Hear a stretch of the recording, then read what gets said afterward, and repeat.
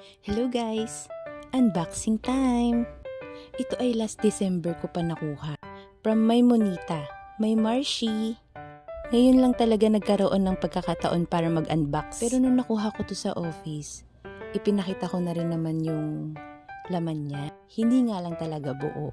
Ito kompleto na i-assemble na din natin. So dahil holiday, naisipan ko na i-assemble to para mailagay na yung dapat mailagay. Ang syala at ang simple niya lang tingnan. Mukhang malaki at marami tayong mailalagay dito. Kasya din yung bulinggit na to sa loob. Eto at nakikigulo na nga.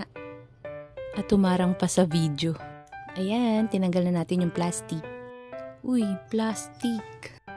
Ito na at malapit na nga tayong matapos para makita natin yung talagang final na itsura niya kapag na-assemble na. Sinubukan na nga ni Mira na upuan pa. Upuan na tuwang-tuwa, naghanap pa ng makakatabi. Sabi ko pa sa kanila ni Vlad na bawal siyang upuan ng matataba. Pinakitaan ba naman ako? May payat na ako. Ito na nga, malapit na tayo sa katotohanan. Pero may mali pala. Yun pala, na square na yun ay para sa ilalim na pampatigas. Kaya itong malaki, dahil hindi ko pa nailagay, inilagay ko ngayon para suporta din sa mga ilalagay na gamit. Mga libro, notebook, at kung ano-ano pa. And this is it. This is the final look ng sofa bed natin. Sofa bed? Storage box na upuan. Diba? Ang simple lang niya pero ang syala tingnan.